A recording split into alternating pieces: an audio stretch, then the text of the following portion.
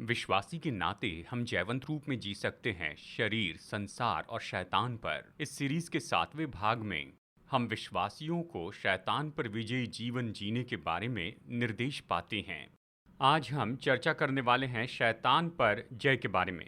बात तो यही है कि हम सब विश्वासी के नाते हम जैवंत जीवन जी सकते हैं। हम जैवंत हो सकते हैं शारीरिकता पर, संसार पर और शैतान पर। हम जैवंत जीवन जी सकते हैं और हम तो यहाँ बाइबल के सत्य बता रहे हैं और इसे कैसे करें इसके लिए ये हमारी मदद करेंगे। तो चलिए थोड़ा सा सारांश देखते हैं। शारीरिकता पर जयवंत होने के बारे में हमने इस तरह से आपको बताया, आप जानिए कि आप पाप की सामर्थ से स्वतंत्र हैं। अपनी कमजोरी के क्षेत्र के संबंध में परमेश्वर के वचन का उपयोग करते जाएं।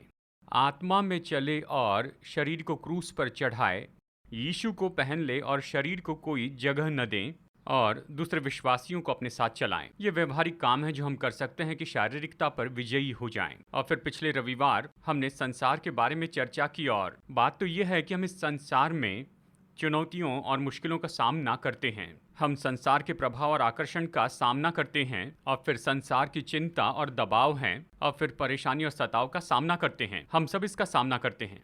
हम संसार पर जयवंत कैसे हो सकते हैं, मैं सारांश बता रहा हूँ। हमने बाइबल के ये व्यवहारिक निर्देश आपको बताए। हमने बताया नंबर 1, हम ऊपर की बातों पर अपनी इच्छा लगाते हैं। हम वचन और आत्मा के द्वारा शुद्ध किए जाते हैं। हम परमेश्वर पर विश्वास और नए मन के द्वारा जीते हैं और हमें आत्मिक मन वाला होना है और पृथ्वी पर बुद्धिमानी से जीना है। ये वो चीज़ें हैं जो पिछले रविवार हमने देखी। तो आज हम चर्चा करेंगे कि हम शैतान पर कैसे जयवंत हो सकते हैं, शैतान पर जयवंत जीवन कैसे जी सकते हैं। इसे बहुत सरल शब्दों में बताऊंगा। ये व्यवहारिक चीज़ें हैं जिसका हम प्रतिदिन के जीवन में उपयोग कर सकते हैं। तो आइए शुरू में 2 वचन पढ़ते हैं जिससे हम बहुत ही परिचित हैं। आइए पढ़ते हैं याकूब अध्याय 4 और वचन 7। आइए एक साथ हम इसे पढ़ते हैं। याकूब अध्याय 4 वचन 7। तो आइए एक साथ मिलकर इसे पढ़ते हैं।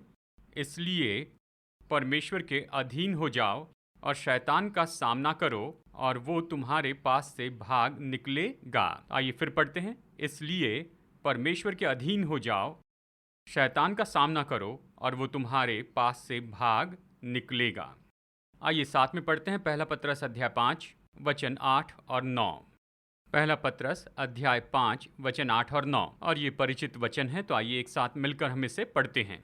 सचेत हो जाओ और जागते रहो, क्योंकि तुम्हारा विरोधी शैतान गरजने वाले सिंह के समान इस खोज में रहता है कि किसको फाड़ खाए।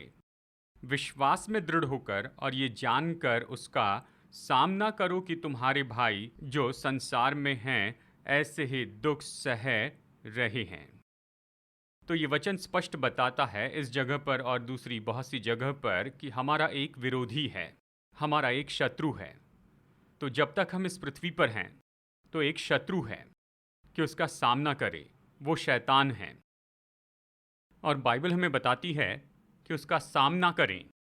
इन दोनों वचनों में देखिए यहाँ पर क्या कहती है, उसका सामना करो मतलब उसका विरोध करो या उसके विरुद्ध में खड़े रहो, उसे सहते न जाएं और उसे जगह न दें, उसका मनोरंजन न करें, उसका सामना करें। और बाइबल कहती है अगर हम उसका सामना करें तो वो भाग जाएगा, यानी वो डर के मारे भागेगा हमसे। तो यही बात मैं आपके दिल में उतारना चाहता हूं कि ये संभव है कि हम ऐसा जीवन जिएं जहां शैतान का सामना किया जाता है, मतलब दूर रखा जाता। वो वहां पर है, वो अपनी युक्तियों का उपयोग करेगा, वो जो करना चाहे कोशिश करेगा और वो बस यही तो करना चाहता है। लेकिन अगर हम उसका सामना करें तो हम उसे दूर रख पाएंगे, क्योंकि बाइबल कहती है उसका सामना करो और वो भागेगा, आपसे दूर रहेगा। अब इसे अच्छे से समझने के लिए हम इसे इन शब्दों में कह सकते हैं। परमेश्वर ने आदम को बनाया और उसने ये पृथ्वी आदम को दी, ये बात तो सच है। लेकिन बाद में आदम ने इसे शैतान को दे दिया। ठीक है, तो शैतान के पास इस पृथ्वी पर जगह है, स्थान है, क्योंकि ये उसने उसे दिया जिसे परमेश्वर ने सौंपा था। पहली जगह पर उसने उसे सौंपा था, यानी उसका इस पृथ्वी पर कुछ समय है। हम जानते हैं कि ये सब कुछ बिल्कुल अंत हो जाएगा। प्रकाशित वाक्य अध्याय 20, 21, 22 वो अपना अंत जानता है, लेकिन उस पृथ्वी पर उसके पास समय है। यानी देखिए, जब तक कि ये समय काल है वो तो खत्म नहीं हुआ है, वो तो यहीं पर रहेगा और वो अपने काम करते रहेगा। और आप और मैं इस पृथ्वी पर अपनी यात्रा में हैं। हमारा एक विरोधी है, लेकिन हमें हार में जीने की ज़रूरत नहीं है। हमें उस शत्रु के नियंत्रण में रहने की ज़रूरत नहीं। हम विजयी जीवन जी सकते हैं। हम ऐसे जी सकते हैं जहां हम उसका सामना करेंगे और वो हमसे दूर ही रहेगा। ये जो फाड़ खाने वाला शब्द है यहाँ पर पहला पत्रस 5:9 में, वचन 8 और 9 में, ये दिलचस्प है। इसका अर्थ है कि केवल निगल लेना। जी, बस एक ही निवाले में वो देखता है कि किसे निगल लूं, पूरी तरह से खत्म कर दूं, और मुझे वो होने की ज़रूरत नहीं जो शैतान निगल जाए। नहीं, हम सामना कर सकते हैं, उसे दूर रख सकते हैं। तो ये सरल बाइबल की सच्चाई क्या है जिसका हम उपयोग कर सकते हैं कि शैतान को दूर रखें। लेकिन उसे देखने के पहले आइए शैतान की क्रियाओं को यहाँ पर समझने की कोशिश करें। उसके शीर्षकों को देखते हैं, और ये कुछ शीर्षक हैं जो कि वचन में शैतान के बारे में उपयोग किए गए हैं, और ये हमें ये विचार देता है कि वो किस तरह से काम करता है। नंबर 1, परीक्षा करने वाला। तो उसका काम क्या है? परीक्षा करें। उसे परीक्षा करने वाला कहा गया है, तो उसका काम ही है कि लोगों की परीक्षा करें, कि हमें आकर्षित करें, कि हमें खींचे और हमारी परीक्षा करें। और अवश्य ही वो हमारी परीक्षा करेगा हमारे कमज़ोरियों के क्षेत्रों में ही। वो वहाँ पर आएगा और उन चीज़ों को वहाँ रखेगा जिसके लिए आप और मैं कमज़ोरी रखते हैं, और खींचना चाहेगा। ठीक है, आओ आओ आओ। परीक्षा, उसे परीक्षा करने वाला कहा गया है। तो हम शैतान की ओर से परीक्षा का सामना करते हैं, और ये उसका काम का एक तरीका है। और साथ ही उसे दोष लगाने वाला भी कहा गया है। दोष लगाने वाला मतलब वो कोशिश करेगा कि हम पर दोष लगाएं, और वो हर तरह से झूठे आरोप हम पर, यानी हर तरह के आरोप लगाने की कोशिश करेगा कि हम दोषी महसूस करें, बुरा महसूस करें, अयोग्य महसूस करें। वो कहेगा, तुम किसी काम के नहीं हो, परमेश्वर तुमसे प्रेम नहीं करते, प्रभु तुमसे आशा खो बैठे, उसने बहुत कोशिश की लेकिन हिम्मत हार गए हैं। और ये सब कुछ केवल दोष लगाना है। आपके और मेरे विरुद्ध में वो इसी तरह से काम करता है। दुख की बात है कि अगर उसके दोषों पर हम विश्वास करें तो हम हिम्मत हारेंगे। हम कहते हैं, ठीक है, शायद मैं अयोग्य हूँ, किसी काम का नहीं हूँ, शायद परमेश्वर मेरे साथ कुछ नहीं कर सकते। लेकिन हमने क्या किया? शैतान के दोष का हमने मनोरंजन किया और हम उसमें हार गए हैं। ये उसका काम है, वैसे ही काम करता है, दोष लगाना। तीसरी बात, बाइबल उसे भरमाने वाला कहती है। वो झूठ का पिता है। तो भरमाने वाले के रूप में वो कोशिश करता है कि हम झूठ पर विश्वास करें और उसे सच मान लें, या सच्चाई को केवल झूठ मान बैठें। ये उसका काम है। देखिए, हमें किसी तरह से उसके इस धोखे की योग्यता को लेना नहीं है, इसे हल्के रूप में नहीं लेना है। बाइबल कहती है वो देशों को भरमाता है, वो देशों को भरमाने वाला है। ज़रा इसके बारे में सोचिए। यानी एक या दो लोगों को भरमाता नहीं है, वो लाखों लोगों को भरमाता है। वो तो देशों को भरमाने वाला है। वो ऐसा करता है कि बहुत से लोग उसके झूठ पर विश्वास करते हैं, और इसी तरह से वो लोगों को भरमाता है, भरमाने वाला है। वो आता है और आपसे और मुझसे बिल्कुल वही करवाना चाहता है कि झूठ पर विश्वास करें। अगर हम झूठ पर विश्वास करें तो अपने जीवन में उसे सामर्थ्य देते हैं। यही उसकी युक्ति है, झूठ या धोखा, कि हम उस पर विश्वास करने लगे। वो भरमाने वाला है। और आखिरी बात जो हम देखेंगे कि वो हमारा विरोधी है, हमारा शत्रु है। वो हमें रोकना चाहता है, रुकावट डालना चाहता है। वो हमारे मार्ग में रुकावटें डालने की कोशिश करता है। ये उसका काम है, वो तो विरोधी है। तो देखिए, इस तरह से, यानी ये तो उसके कुछ काम हैं, हम इन बातों से अनजान नहीं है, वो ऐसे ही काम करता है। तो हम शत्रु पर कैसे विजयी जीवन जी सकते हैं? क्या आप इसे समझ रहे हैं? ठीक है, यानी ये संदेश बहुत ही सरल है। मैं यहाँ पर 4 सरल पॉइंट्स पर रहना चाहता हूँ। ये बाइबल के 4 सरल सत्य हैं जिसका हम उपयोग कर सकते हैं जब हम अपने ये शत्रु से लड़ते हैं तब, और कैसे हम जैवन जीवन जिए। नंबर 1, और मैं इसे विवरण से समझाऊंगा। नंबर 1, हमें जानना होगा कि शैतान को हराया गया है। नंबर 2, हमें शत्रु की युक्तियों से सचेत रहना होगा। नंबर 3, हमें सचेत रहना होगा और शत्रु को कोई मौका नहीं देना होगा। नंबर 4, हमें अपने आत्मिक हथियारों का उपयोग करना है, और हम इन चारों को विवरण से यहाँ पर देखेंगे। नंबर 1, हमें ये जान लेना है कि शैतान को हराया गया है। विश्वासी के नाते हमें जानना होगा कि यीशु मसीह ने क्रूस पर हमारे लिए क्या किया है। हमारी ओर से उसने शैतान को हराया। आमीन।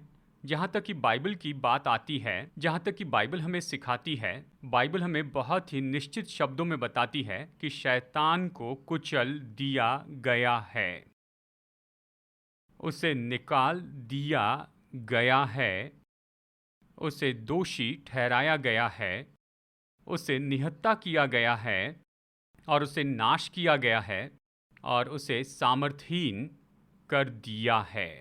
आइए एक साथ इसे कहते हैं।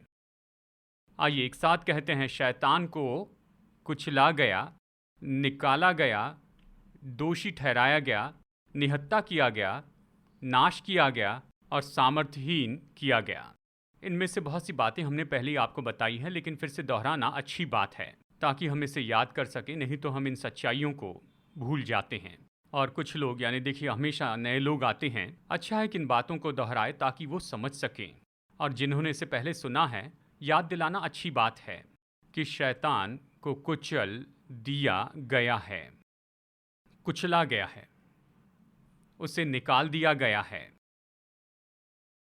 उसे नाश किया गया है, उसे निहत्था कर दिया गया है और उसे सामर्थहीन कर दिया गया है। वो दोषी ठहराया गया है। दोषी ठहराने का मतलब कोर्ट में जो न्यायाधीश है, मुख्य जज, उसने बैठकर उसके ऊपर दोष घोषित किया है और उसने विश्वासियों से कहा कि तुम तो धर्मी ठहराए गए हो और शैतान तुम दोषी हो, केस बंद, वापस नहीं आना और कोई बहस नहीं। तो हम स्वर्ग के कोर्ट में जाकर अपने केस को लड़ने वाले नहीं हैं, ये तो क्रूस पर 2000 साल पहले ही कर दिया गया है। क्या आप समझ रहे हैं? उस क्रूस पर केस बंद हो गया है। हमारे विरुद्ध में जो विधियों का लेख लिखा गया था उसे हटा दिया गया है, हो चुका है। तो मुझे अब केस लड़ने की जरूरत नहीं है, यीशु मेरे लिए लड़ चुके हैं। दंड आज्ञा दे दी गई है और शैतान को दोषी ठहराया गया है और मुझे छुटकारा मिला है। आपको छुटकारा मिला है। आमीन। और हमारे वकील यीशु वहां पर खड़े रहकर कहते हैं, सुनो, केस खत्म हुआ, यहां वापस नहीं आना। क्या आप समझ रहे हैं? क्या आप समझ रहे हैं? तो हम छुड़ाए गए हैं, केस खत्म हो गया, शैतान दोषी ठहराया गया और अभी कोई कोर्ट केस लड़ने की जरूरत नहीं, क्योंकि 2000 साल पहले ये पूरा हो गया है। शैतान को निकाल दिया गया है, आप पर उसका अधिकार खत्म हुआ, उसे आपके जीवन से निकाला गया है अगर आप यीशु पर विश्वास करते हैं तो। आमीन। अगर कठोरता से कहना है तो शैतान तो निकाल दिया गया है, कहिए भगा दिया गया है, निकाल दिया गया है, बाइबल के शब्दों में कहते हैं। लेकिन ये हुआ है, यीशु ने इसे किया है। अब हमें विश्वासी के नाते हमें इन बातों को जानना जरूरी है। बहुत से विश्वासी इसे नहीं जानते हैं। उनके मन में शैतान अभी भी बड़ा शत्रु है जो नाश करना चाहता है, खत्म करना चाहता है। जानते हैं, लॉकडाउन के दिनों के पहले अगर आप MG रोड पर चलते या फिर किसी और सड़क पर, वहाँ पर ये बड़े हवा भरे हुए, यानी मुझे पता नहीं किससे क्या कहें, लेकिन ये बड़े हवा भरे हुए लोग खड़े रहते और वो अपने हाथ हिलाते। वो बहुत बड़े दिखते हैं, 9 फीट ऊंचे या 5 फीट चौड़े, लेकिन उनके भीतर में दुबला पतला इंसान हाथ हिलाते हुए। तो शैतान वैसा है, वो तो दिखावा करता है कि मैं इतना बड़ा हूं, लेकिन सच में भीतर में वो ऐसा शत्रु है जो कुचल दिया गया है, जो दोषी ठहराया गया है जिसे निकाला गया है, जिसे नाश किया गया है, जिसे सामर्थ्यहीन कर दिया गया है।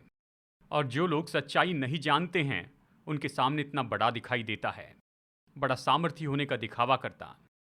जब सच्चाई जानते हैं तो आप जानते हैं कि उससे कैसे निपटे। चलिए कुछ वचनों को देखते हैं। ऐसे बहुत से वचन हैं, लेकिन कुलुस्सी 2:15 कहता है कि यीशु ने उसे निहत्ता किया, उनके सारे हथियार छीन लिए। उसने प्रधानताओं और अधिकारों को ऊपर से उतार कर उनका खुल्लम खुल्ला तमाशा बनाया और क्रूस के द्वारा उन पर जय जयकार की ध्वनि सुनाई। उस पर यानी क्रूस पर यीशु ने उसे निहत्ता किया, शैतान को निहत्ता किया।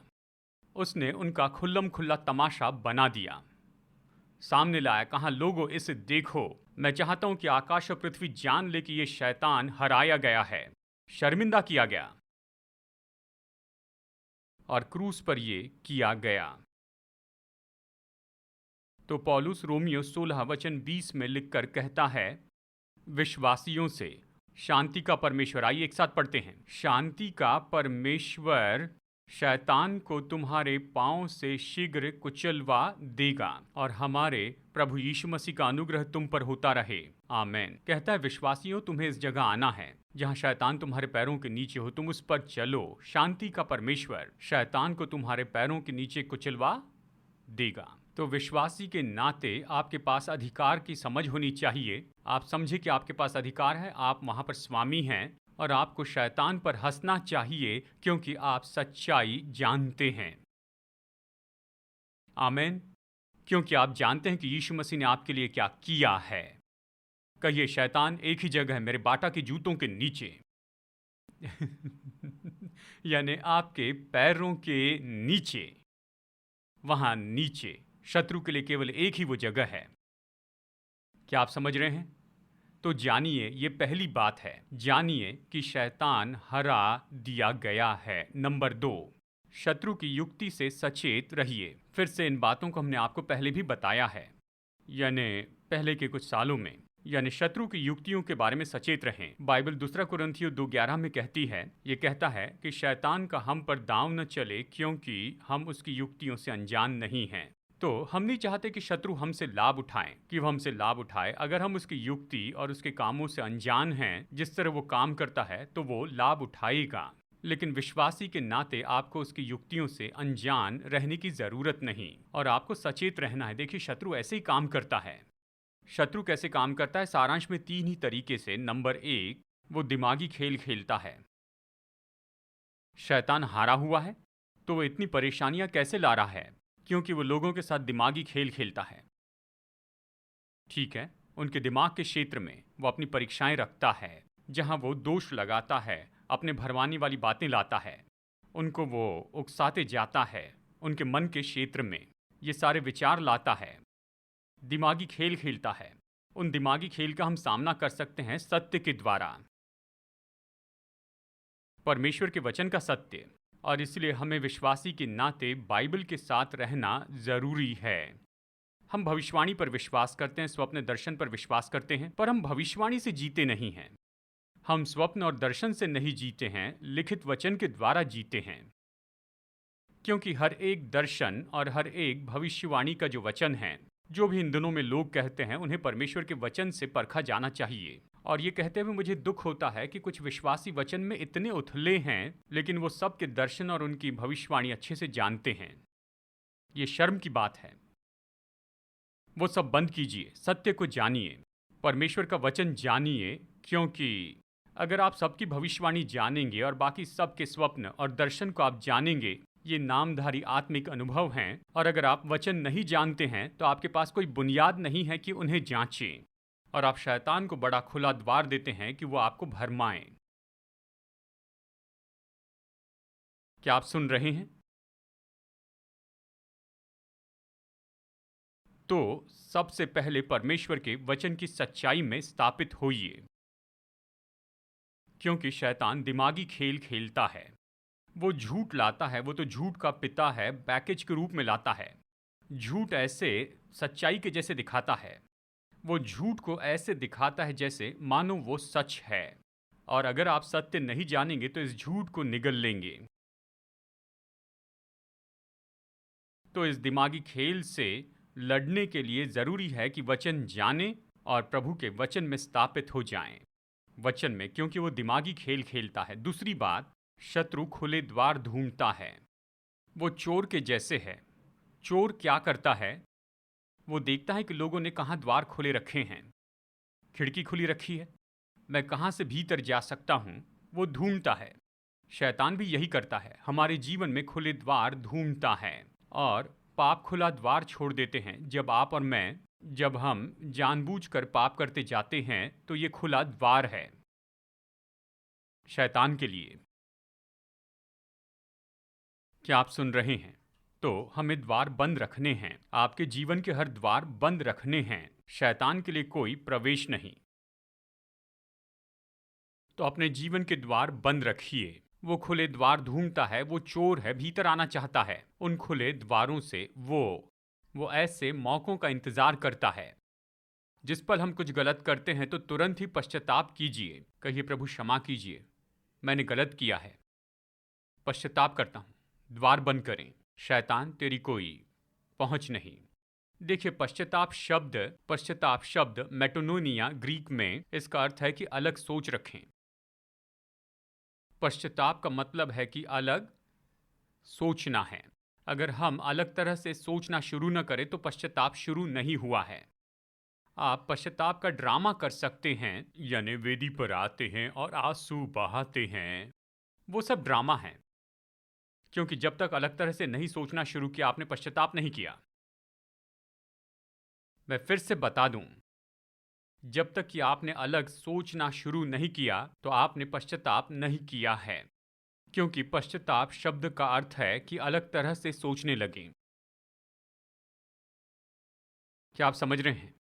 नहीं तो फिर बस आप आकर सारा ड्रामा करेंगे। देखिए, इसने 1 घंटे तक पश्चाताप किया, आंसू बहाते रहा, पर मन वही बातें सोच रहा है। वो बाहर जाकर वही काम करेंगे और वही पाप करेंगे। क्यों?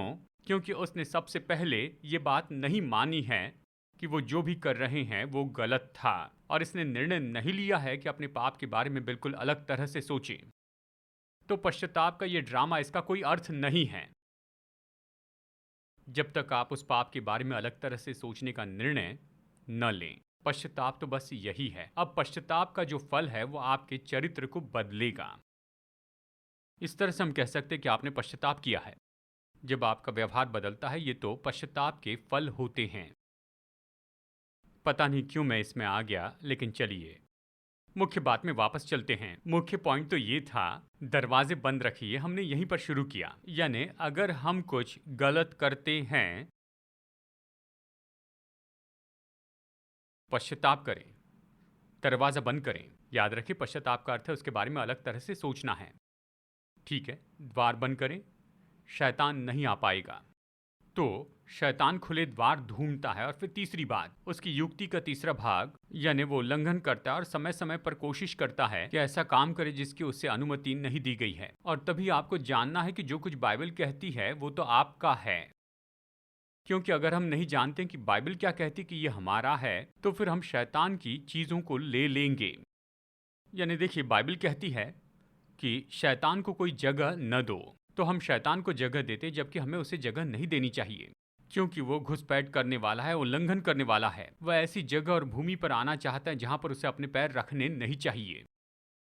ये उसकी युक्ति है। उसकी इस युक्ति के बारे में सचेत रहिए। क्या अब तक आप समझ गए हैं? नंबर 3, हम ये जीवन कैसे शत्रु पर जयवंत होकर जिए? सचेत हो जाएं और शत्रु को कोई भी अवसर न दें, शैतान को कोई जगह न दें। इफिसियों 4:27 ये कहता, आइए इसे पढ़ते हैं। और न शैतान को अवसर दो। शैतान को कोई भी जगह न दे, इतनी भी जगह न दे कि वो अपना पैर रख पाए, जहां पर वो अपना एक पैर रख सके, उसे कोई जगह न दें। इसे कैसे कर सकते हैं? याकूब अध्याय 4:7 ये कहता है, इसलिए परमेश्वर के अधीन हो जाएं और शैतान का सामना करो तो वो तुम्हारे पास से भाग निकलेगा। परमेश्वर के अधीन हो जाएं, शैतान का सामना करे तो वो तुम्हारे सामने से भाग निकलेगा। शैतान का सामना करने के पहले आपको क्या करना चाहिए? चलिए इसे फिर से पढ़ते हैं।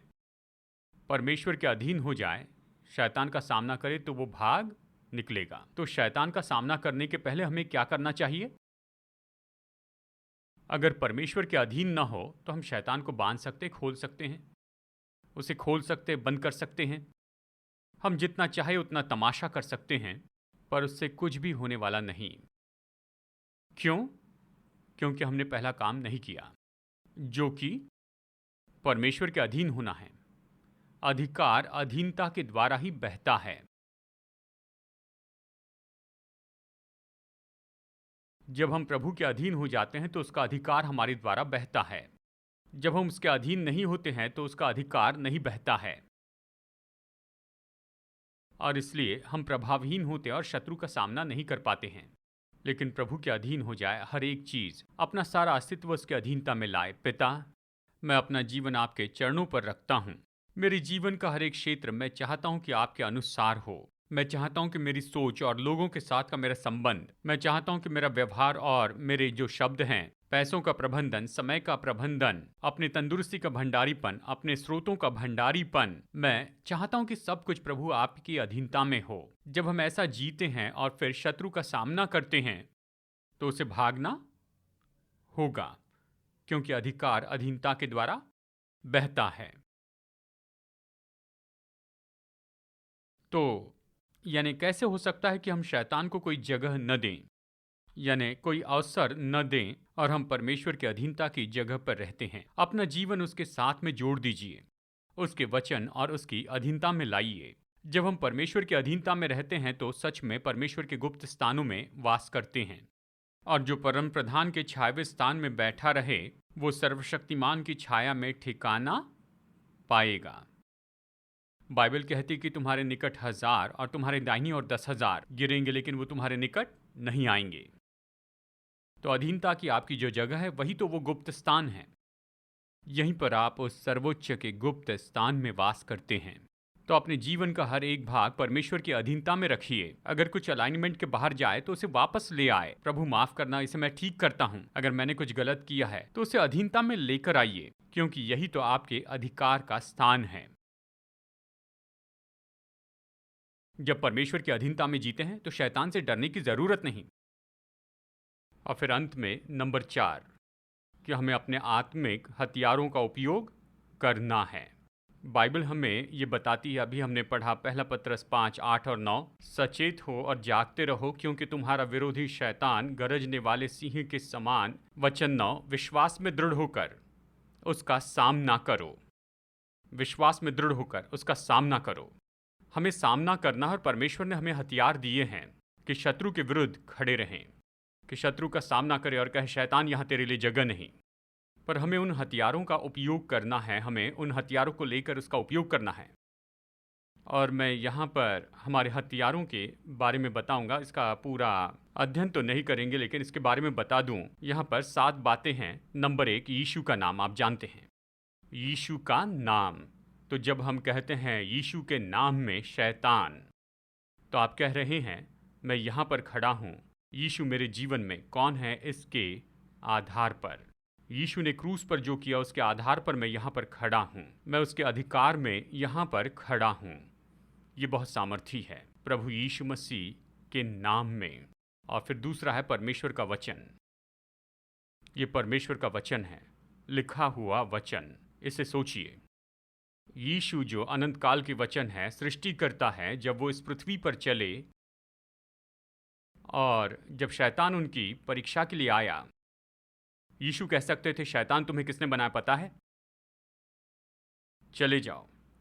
यीशु कह सकते थे शैतान मैं अनंत काल का वचन हूं, चले जाओ। लेकिन इस तरह से यीशु ने शैतान का सामना नहीं किया। उसने कहा ये लिखा हुआ है। आप जरा सोचिए, अनंत काल का वचन, परमेश्वर का पुत्र, जब वो इस पृथ्वी पर चले तो उसने शैतान से लड़ने के लिए इन्हीं वचनों का उपयोग किया जो हमारे पास है। यही वचन है। उसने कहा ये लिखा है। वही हथियार उसने हमें दिया, कहा इसी हथियार का उपयोग करो। शैतान के विरुद्ध में केवल परमेश्वर का वचन कहे। बाइबल जो कहती है वो कहिए। चिंता मत कीजिए, किंग जेम्स है, न्यू किंग जेम्स है, NIV, RSV, बस जो बाइबल कहती है उसे कहिए। या आपके दिल में है, इसे कहिए किसी भी भाषा में। बाइबल कहती है, बाइबल जो कहती है वो कहिए। ये लिखा है। और फिर हम जानते हैं कि हमारे पास ये पवित्र आत्मा का अभिषेक है हमारे हथियार के रूप में। हमारे जीवन में पवित्र आत्मा की उपस्थिति, बाइबल कहती है कि जो संसार में उससे भी बड़ा तुम में है। पवित्र आत्मा मुझ में है, वो महान मुझ में है। वो आपको और मुझे बल देता है, जयवंत होने में मदद करता है, वो हमारी देह को जीवित करता है। पवित्र आत्मा सामर्थी है। आप उस पर आधारित रहिए। वो आपके लिए कौन है, इसे घोषित कीजिए। नंबर 4, यीशु मसीह का लहू। जब हम घोषित करते हैं कि यीशु मसीह के लहू ने हमारे लिए क्या किया है, तो हम बहुत ही सामर्थी हथियार का उपयोग करते हैं। लहू कहता है आपने छुटकारा पाया है। लहू कहता है आप छुड़ाए गए हैं। लहू कहता है कि आप परमेश्वर के साथ वाचा में हैं। लहू कहता है कि आप सुरक्षित हैं। जब हम कहते हैं कि यीशु के लहू ने हमें छुड़ा दिया है, यीशु के लहू ने हमें छुटकारा दिया है, यीशु के लहू ने हमें परमेश्वर के साथ वाचा में लाया है, तो ये सामर्थी हथियार, आप शत्रु पर जयवंत हो जाते हैं। ये इस तरह से है, यीशु मसीह का लहू आपकी पेड रिसीट है। जब शैतान आकर कहता है सुनो, तुम्हें मुझे ये चुकाना है, माफ करना, पूरा चुकाया गया है, अब मैं कर्जदार नहीं। शैतान कहता सुनो, तुम्हारे विरुद्ध मुझे दावा करना है, माफ करना, पूरा चुकाया गया, अब मुझ पर कोई दावा नहीं। ये यीशु का लहू है। जब भी आप घोषित करते हैं कि यीशु के लहू ने आपके लिए क्या किया है, आप कहते हैं शैतान तेरा मुझ पर कोई दावा नहीं, मुझ पर कोई अधिकार नहीं, कुछ भी नहीं है। यीशु के लहू ने उसे पूरी तरह से दूर कर दिया है। और भी ऐसे कुछ हथियार हैं जो परमेश्वर ने हमें दिए हैं। वो परमेश्वर के हथियार हैं, हम ये जानते हैं। परमेश्वर के हथियार पहन ले, उद्धार का टोप, धार्मिकता की झिलम, शांति के सुसमाचार के जूते, सत्य का कमरबंद, विश्वास की ढाल और आत्मा की तलवार जो परमेश्वर का वचन है। स्तुति और आराधना नंबर 6, ये एक और सामर्थी हथियार है। आप परमेश्वर की स्तुति करते हैं, ये हथियार है। बाइबल भजन संहिता 8:3 में कहती है कि बच्चों के मुंह से परमेश्वर स्तुति करवाते हैं और शत्रु को रोक देते हैं। जानते हैं, बच्चे स्तुति गाते हैं और शत्रु रुक जाता है। स्तुति शत्रु के विरुद्ध में सामर्थी हथियार है। जब भी बुरा लगता है या कुछ भी हो, परमेश्वर की स्तुति कीजिए। मेरे जैसे अगर गा नहीं सकते तो बस कहिए, प्रभु आपकी स्तुति करता हूं, प्रभु आपकी आराधना करता हूं, आपसे प्रेम करता हूं। ठीक है, शायद मैं अच्छी ट्यून में न गाऊं, लेकिन मेरे स्तुति के शब्द काफी हैं कि शत्रु को रोक दे। आमेन। क्योंकि स्तुति और आराधना शत्रु को रोक देती है। प्रभु की स्तुति और आराधना कीजिए। और अंत में प्रार्थना और मध्यस्थी परमेश्वर ने हमें दी है। आप प्रार्थना कर सकते हैं, प्रार्थना से आप बल पाते हैं। आप उकाबों के जैसे पंख फैलाकर उड़ते हैं और आप परमेश्वर की सामर्थ पाकर आते हैं कि शत्रु पर विजयी हो जाएं। तो ये 7 ऐसे हथियार हैं जो परमेश्वर ने हमें दिए हैं। हमें क्या करना है, शत्रु का सामना करते हुए इनका उपयोग करना है। और बाइबल कहती है जब हम शैतान का सामना करेंगे तो वो हमारे पास से भागेगा। आमेन। मैं चाहता हूं विश्वासी के नाते आप इसे जान लीजिए। हम जयवंत हो सकते हैं, शैतान पर जयवंत जीवन जिएं। वो परीक्षा करने वाला है, परीक्षा करेगा, लेकिन आप और मैं उस परीक्षा पर जयवंत हो सकते हैं।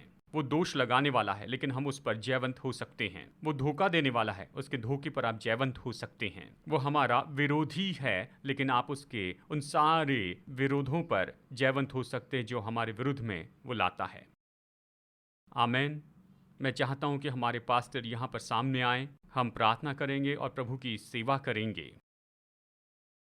और हम यीशु के नाम के बारे में वो गीत गाएंगे कि यीशु का नाम बहुत ही सुंदर है, यीशु के नाम पर। तो मैं चाहता हूँ विश्वासी के नाते हम जयवंत जीवन जी सकते हैं। अगले रविवार जयवंत होने की सीरीज में अंतिम संदेश होगा। आशा है ये सब कुछ हम एक किताब में रखेंगे, यानी आने वाले कुछ हफ्तों में।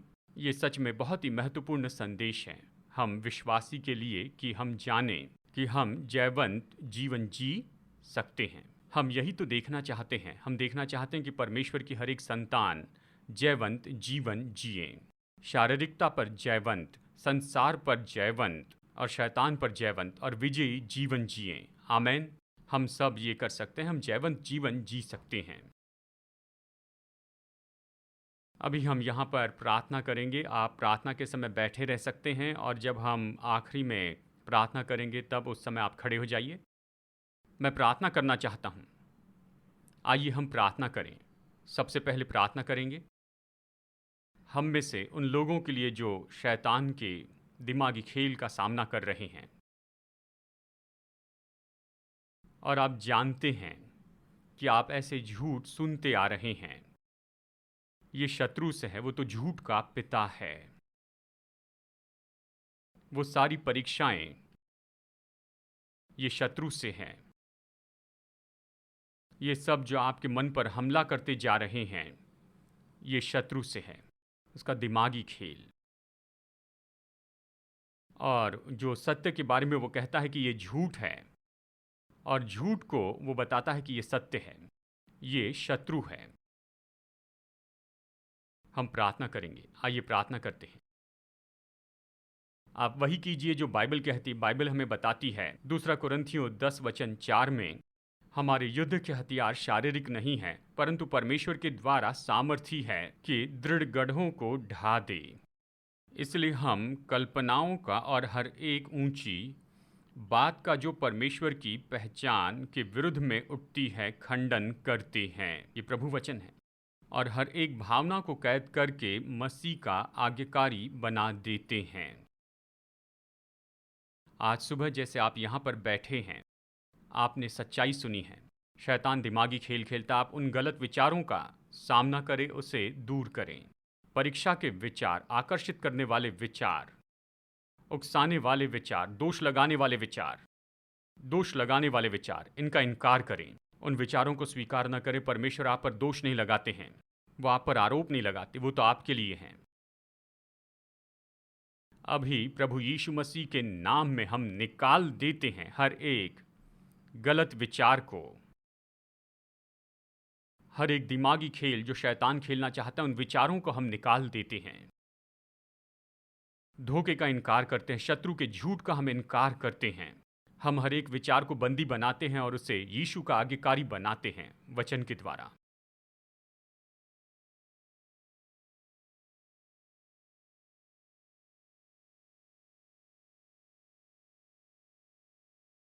अगर ऐसा कोई है, आप जानते हैं आपने अपने जीवन में शैतान के लिए द्वार खुला रखा है। शायद कुछ पाप आप निरंतर करते आ रहे हैं, कह रहे हैं परमेश्वर इसे नहीं देखते हैं। आप शायद लोगों से छिपा दे लेकिन परमेश्वर से नहीं छिपा सकते। सुनिए, वो पाप तो खुला द्वार है।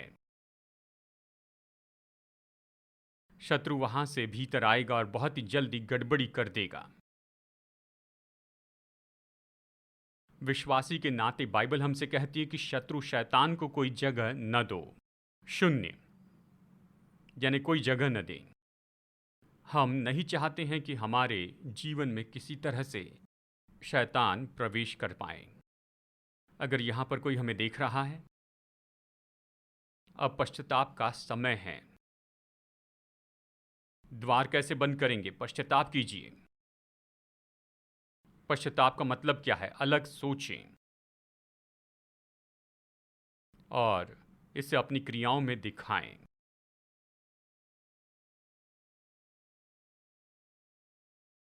तो पिता, हम पश्चाताप करते हैं हर एक पाप से, हर एक गलत काम से, हर एक खुले द्वार से जो हमने रखा है।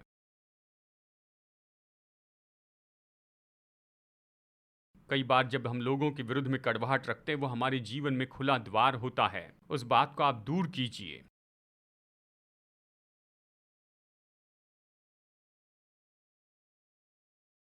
मित्रता कीजिए, शांति बनाए रखें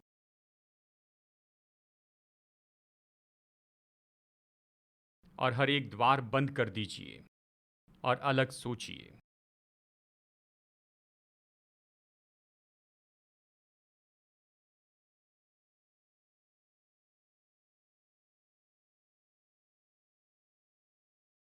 तो कई बार शत्रु घुसपैठ करता है।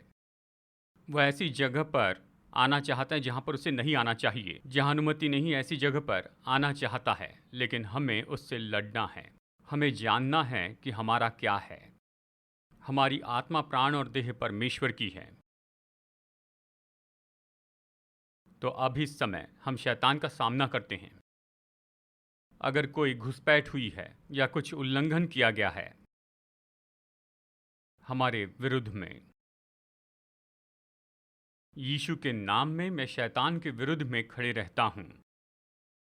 जहां तक मेरी आवाज पहुंचती मैं इन सब लोगों को लाता हूं और मैं इन पर यीशु के लहू की सामर्थ की घोषणा करता हूं। इनकी आत्मा पर, इनके प्राण पर, इनके शरीर पर, इनके व्यक्तित्व के हर एक भाग पर, और प्रभु यीशु मसीह के नाम में शैतान मैं तुझे आज्ञा देता हूं कि निकल जाए। परमेश्वर की संपत्ति पर से अपना हाथ उठा ले। इनके मनों को खोल दे, इनके शरीर को खोल दे, इनके धन को छोड़ दे, इनके व्यवसायिक जीवन को, इनके करियर को छोड़ दे। अपनी घुसपैठ बंद कर दे। इनकी जिंदगी से निकल जा, इनके परिवार से, इनके घरों से।